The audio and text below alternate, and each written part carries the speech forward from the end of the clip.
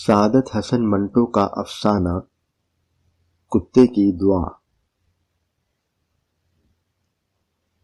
آپ یقین نہیں کریں گے مگر یہ واقعہ جو میں آپ کو سنانے والا ہوں بالکل صحیح ہے۔ یہ کہہ کر شیخ صاحب نے بیڑی سلگائی، 2-3 زور کے کش لے کر اسے پھینک دیا اور اپنی داستان سنانا شروع کی۔ شیخ صاحب کے مزاج سے ہم واقف تھے، اس لیے ہم خاموشی سے سنتے رہے، درمیان میں ان کو کہیں بھی نہ ٹوکا۔ آپ نے واقعہ یوں بیان کرنا شروع کیا۔ گولڈی میرے پاس 15 برس سے تھا۔ جیسا کہ نام سے ظاہر ہے، اس کا رنگ سنہری مائل بھوسلا تھا۔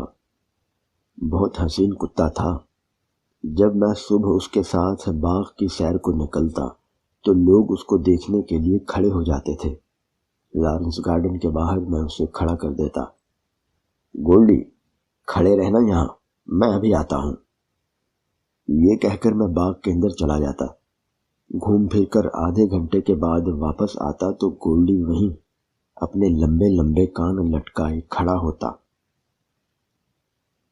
اسپینیل ذات کے کتے عام طور پر بڑے اطاعت گزار اور فرما بردار ہوتے ہیں، مگر میرے گولڈی میں یہ صفات بہت نمایاں تھیں۔ جب تک اس کو اپنے ہاتھ سے کھانا نہ دوں نہیں کھاتا تھا۔ دوست یاروں نے میرا مان توڑنے کے لیے لاکھوں جتن کیے، مگر گولڈی نے ان کے ہاتھ سے کبھی ایک دانہ تک نہ کھایا۔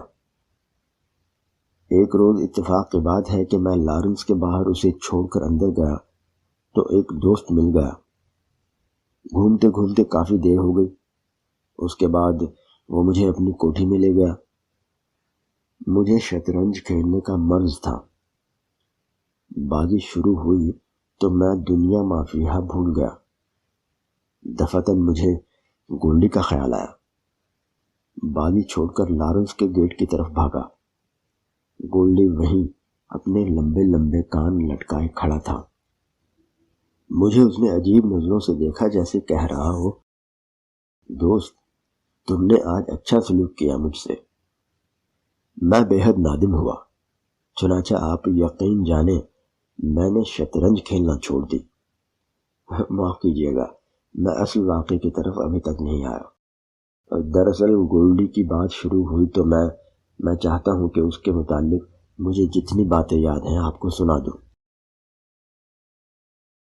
مجھے اس سے بے حد محبت تھی۔ میرے مجرد رہنے کا ایک باعث اس کی محبت بھی تھی۔ جب میں نے شادی نہ کرنے کا تہیہ کیا تو اس کو خصی کرا دیا۔ شاید آپ کہیں کہ میں نے ظلم کیا، لیکن میں سمجھتا ہوں محبت میں ہر چیز روا ہے۔ میں اس کی ذات کے سوا اور کسی کو وابستہ دیکھنا نہیں چاہتا تھا۔ کئی بار میں نے سوچا کہ اگر میں مر گیا تو یہ کسی اور کے پاس چلا جائے گا۔ کچھ دیر میری موت کا اثر اس پر رہے گا، مگر اس کے بعد مجھے بھول کر اپنے نئے آقا سے محبت کرنا شروع کر دے گا۔ جب میں یہ سوچتا تو مجھے بہت دکھ ہوتا، لیکن میں نے یہ تہیہ کر لیا تھا کہ اگر مجھے اپنی موت کی آمد کا پورا یقین ہو گیا تو میں گولڈی کو ہلاک کر دوں گا، آنکھیں بند کر کے اسے گولی کا نشانہ بنا دوں گا۔ گولڈی کبھی ایک لمحے کے لیے مجھ سے جدا نہیں ہوا تھا۔ رات کو ہمیشہ میرے ساتھ سوتا۔ میری تنہا زندگی میں وہ ایک روشنی تھا۔ میری بے حد پھیکی زندگی میں اس کا وجود ایک شیرینی تھا۔ اس سے میری غیر معمولی محبت دیکھ کر کئی دوست مذاق اڑاتے تھے۔ شیخ صاحب، گولڈی کتیا ہوتی تو آپ نے ضرور اس سے شادی کر لی ہوتی۔ ایسے ہی کئی اور فقرے کسے جاتے، لیکن میں مسکرا دیتا۔ گولڈی بڑا ذہین تھا۔ اس کے متعلق اگر کوئی بات ہوتی تو فوراً اس کے کان کھڑے ہو جاتے تھے۔ میرے ہلکے سے ہلکے اشارے کو بھی وہ سمجھ لیتا تھا، اور میرے موڈ کے سارے اتار چڑھاؤ اسے معلوم تھے۔ اگر کسی وجہ سے میں رنجیدہ ہوتا تو وہ میرے ساتھ چہلے شروع کر دیتا۔ مجھے خوش کرنے کے لیے ہر ممکن کوشش کرتا۔ ابھی اس نے ٹانگ اٹھا کر پیشاب کرنا نہیں سیکھا تھا، یعنی ابھی وہ کمسن تھا کہ اس نے ایک برتن کو جو کہ خالی تھا تھوتھنی بڑھا کر سونگھا۔ میں نے اسے جھڑکا تو دم دبا کر وہیں بیٹھ گیا۔ پہلے اس کے چہرے پر حیرت سی پیدا ہوئی کہ یہ مجھ سے کیا ہو گیا۔ دیر تک گردن اڑائے بیٹھا رہا، جیسے ندامت کے سمندر میں غرق ہے۔ میں اٹھ کر اس کو گود میں لیا، پیار کیا۔ بڑی دیر کے بعد جا کر اس کی دم ہلی۔ مجھے بہت ترس آیا کہ میں نے خام خواہ اسے ڈانٹا، کیونکہ اس روز رات کو غریب نے کھانے کو منہ تک نہ لگایا۔ وہ بڑا حساس کتا تھا۔ میں بہت بے پرواہ آدمی ہوں۔ میری غفلت سے اس کو ایک بار نمونیا ہو گیا۔ میرے اوسان خطا ہو گئے۔ ڈاکٹروں کے پاس دوڑا، علاج شروع ہوا، مگر اثر ندارد۔ متواتر 7 راتیں جاگتا رہا۔ اس کو بہت تکلیف تھی۔ سانس بڑی مشکل سے آتا تھا۔ جب سینے میں درد اٹھتا تو وہ میری طرف دیکھتا، جیسے کہہ رہا ہے فکر کی کوئی بات نہیں، میں ٹھیک ہو جاؤں گا۔ کئی بار میں نے محسوس کیا کہ صرف میرے آرام کی خاطر اس نے یہ ظاہر کرنے کی کوشش کی کہ اس کی تکلیف کچھ کم ہے۔ وہ آنکھیں میچ لیتا تاکہ میں تھوڑی دیر آنکھ لگا لوں۔ 8ویں روز خدا خدا کر کے اس کا بخار ہلکا ہوا اور آہستہ آہستہ اتر گیا۔ میں نے پیار سے اس کے سر پر ہاتھ پھیرا تو مجھے ایک تھکی تھکی سی مسکراہٹ اس کی آنکھوں میں تیرتی نظر آئی۔ نمونیے کے ظالم حملے کے بعد دیر تک اس کو نقاہت رہی، لیکن طاقتور دواؤں نے اسے ٹھیک ٹھاک کر دیا۔ ایک لمبی غیر حاضری کے بعد لوگوں نے مجھے اس کے ساتھ دیکھا تو طرح طرح کے سوال کرنے شروع کیے۔ ارے عاشق و معشوق کہاں غائب تھے اتنے دن؟ بھائی آپس میں لائی تو نہیں ہو گئی تھی؟ کسی اور سے تو نظر نہیں لڑ گئی تھی گولڈی کی؟ میں خاموش رہا۔ گولڈی یہ باتیں سنتا تو ایک نظر میری طرف دیکھ کر خاموش ہو جاتا کہ بھونکنے دو کتوں کو۔ گولڈی کو اپنے ہم جنسوں سے کوئی دلچسپی نہیں تھی۔ اس کی دنیا صرف میری ذات تھی۔ اس سے باہر وہ کبھی نکلتا ہی نہیں تھا۔ جب گولڈی میرے پاس نہیں تھا تب ایک دوست نے مجھے اخبار پڑھ کر سنایا۔ اس میں ایک واقعہ لکھا تھا، آپ بھی سنیے، بڑا دلچسپ ہے۔ ایک شخص کے پاس کتا تھا، معلوم نہیں کس ذات کا۔ اس شخص کا آپریشن ہونا تھا۔ اس کو ہسپتال لے گئے تو کتا بھی ساتھ ہو لیا۔ اسٹریچر پر ڈال کر اس کو آپریشن روم میں لے جانے لگے تو کتے نے اندر جانا چاہا۔ مالک نے اس کو روکا اور کہا، باہر کھڑے رہو، میں بھی آتا ہوں۔ کتا حکم سن کر باہر کھڑا ہو گیا۔ اندر مالک کا آپریشن ہوا جو ناکام ثابت ہوا۔ اس کی لاش دوسرے دروازے سے باہر نکال دی گئی۔ کتا 12 برس تک وہیں کھڑا اپنے مالک کا انتظار کرتا رہا۔ پیشاب پاخانے کے لیے کچھ وہاں سے ہٹتا، پھر وہیں کھڑا ہو جاتا۔ آخر ایک روز موٹر کی لپیٹ میں آ گیا اور بری طرح زخمی ہو گیا، مگر اس حالت میں بھی وہ خود کو گھسیٹتا ہوا وہاں پہنچا جہاں اس کے مالک نے اسے انتظار کرنے کے لیے کہا تھا۔ آخری سانس اس نے اس جگہ لیا۔ یہ بھی لکھا تھا کہ ہسپتال والوں نے اس کی لاش میں بھوس بھر کے اس کو وہیں رکھ دیا، جیسے وہ اب بھی اپنے آقا کے انتظار میں کھڑا ہے۔ میں نے یہ داستان سنی تو مجھ پر کوئی خاص اثر نہ ہوا۔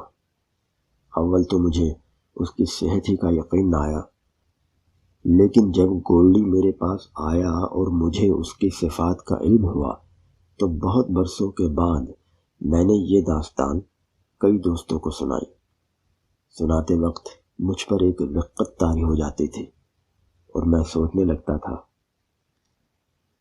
میرے گولڈی سے بھی کوئی ایسا کارنامہ وابستہ ہونا چاہیے گولڈی معمولی ہستی نہیں ہے۔ گولڈی بہت متین اور سنجیدہ تھا۔ بچپن میں اس نے تھوڑی شرارتیں کی، مگر جب اس نے دیکھا کہ مجھے پسند نہیں تو ان کو ترک کر دیا۔ آہستہ آہستہ سنجیدگی اختیار کر لی، جو تادم مرگ قائم رہی۔ میں نے تادم مرگ کہا ہے تو میری آنکھوں میں آنسو آ گئے ہیں۔ شیخ صاحب رک گئے، ان کی آنکھیں نم آلود ہو گئی تھیں۔ ہم خاموش رہے۔ تھوڑے عرصے کے بعد انہوں نے رومال نکال کر اپنے آنسو پونچھے اور کہنا شروع کیا، یہی میری زیادتی ہے کہ میں زندہ ہوں، لیکن شاید اس لیے زندہ ہوں کہ انسان ہوں۔ مر جاتا تو شاید گولڈی کی توہین ہوتی۔ جب وہ مرا تو رو رو کر میرا برا حال تھا، لیکن وہ مرا نہیں تھا، میں نے اس کو مروا دیا تھا۔ اس لیے نہیں کہ مجھے اپنی موت کی آمد کا یقین ہو گیا تھا، نہیں، بلکہ وہ پاگل ہو گیا تھا، اور ایسا پاگل نہیں جیسا کہ عام پاگل کتے ہوتے ہیں۔ اس کے مرض کا کچھ پتہ ہی نہیں چلتا تھا۔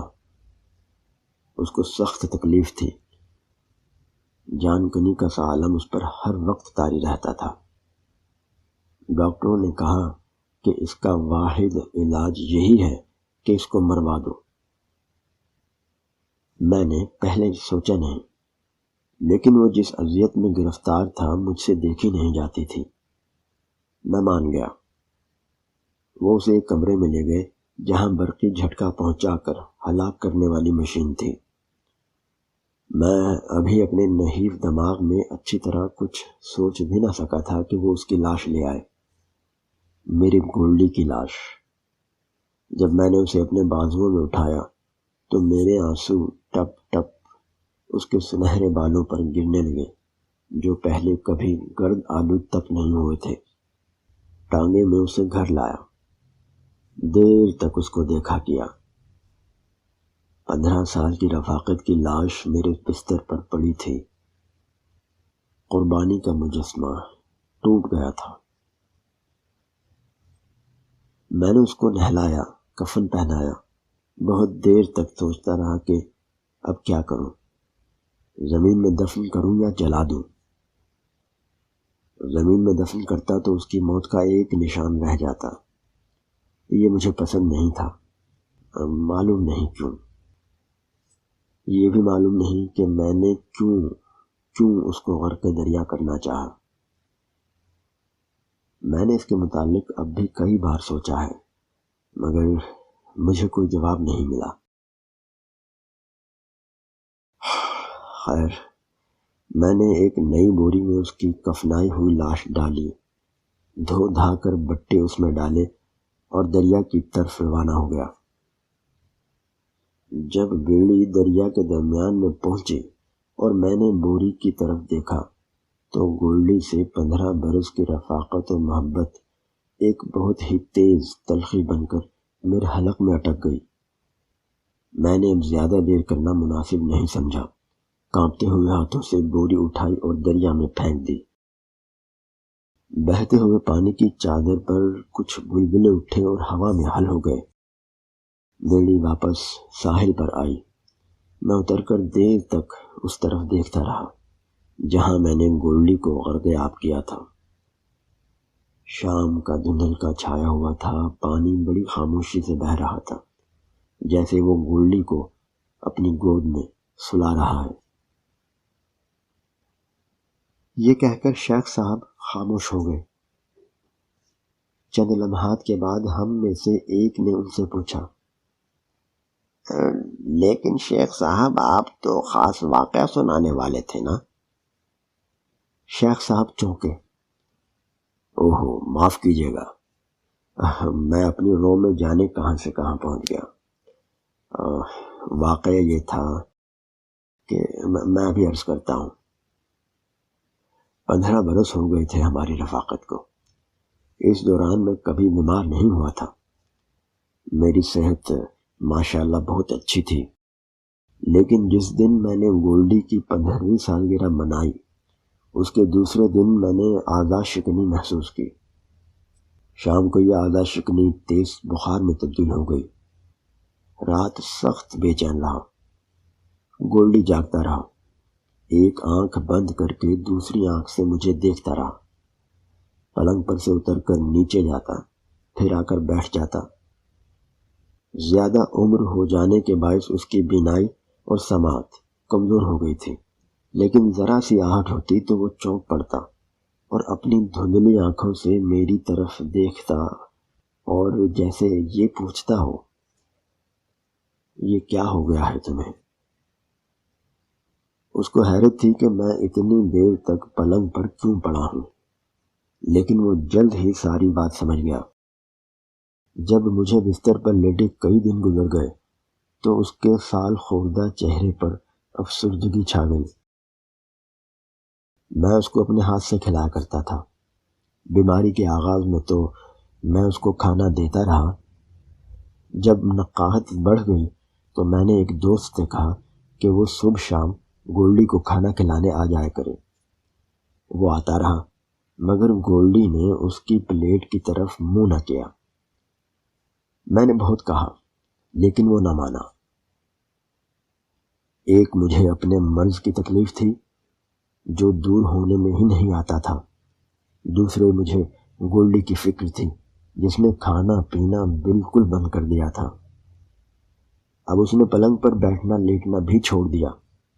سامنے دیوار کے پاس سارا دن اور ساری رات خاموش بیٹھا اپنی دھندلی آنکھوں سے مجھے دیکھتا رہتا۔ اس سے مجھے اور بھی دکھ ہوا۔ وہ کبھی ننگی زمین پر نہیں بیٹھتا تھا۔ میں نے اس سے بہت کہا لیکن وہ نہ مانا۔ وہ بہت زیادہ خاموش ہو گیا تھا۔ ایسا معلوم ہوتا تھا کہ وہ غم و اندوہ میں غرق ہے۔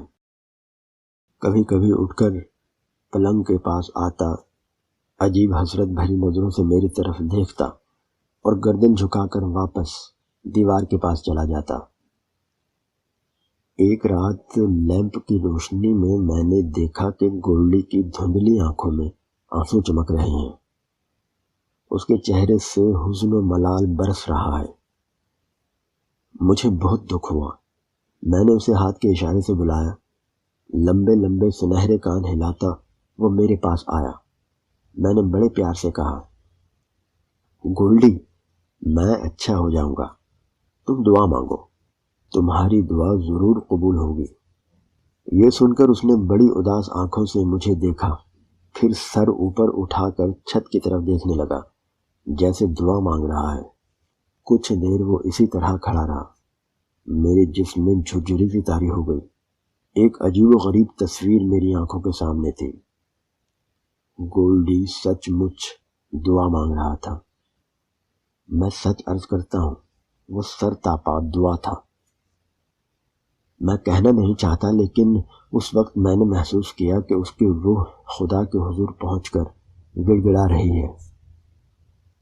میں چند ہی دنوں میں اچھا ہو گیا، لیکن گولڈی کی حالت غیر ہو گئی۔ جب تک میں بستر پر تھا وہ آنکھیں بند کیے دیوار کے ساتھ خاموش بیٹھا رہا۔ میں ہلنے جلنے کے قابل ہوا تو میں نے اس کو کھلانے پلانے کی کوشش کی مگر بے سود۔ اس کو اب کسی شے سے دلچسپی نہیں تھی۔ دعا مانگنے کے بعد جیسے اس کی ساری طاقت زائل ہو گئی تھی۔ میں اس سے کہتا، میری طرف دیکھو گولڈی، میں اچھا ہو گیا ہوں، خدا نے تمہاری دعا قبول کر لی ہے، لیکن وہ آنکھیں نہ کھولتا۔ میں نے 2-3 دفعہ ڈاکٹر بلایا، اس نے انجیکشن لگائے پر کچھ نہ ہوا۔ ایک دن میں ڈاکٹر لے کر آیا تو اس کا دماغ چل چکا تھا۔ میں اٹھا کر اسے بڑے ڈاکٹر کے پاس لے گیا اور اس کو برقی ضرب سے ہلاک کرا دیا۔ مجھے معلوم نہیں کہ بابر اور ہمایوں والا قصہ کہاں تک صحیح ہے، لیکن یہ واقعہ حرف بحرف درست ہے۔ سعادت حسن منٹو۔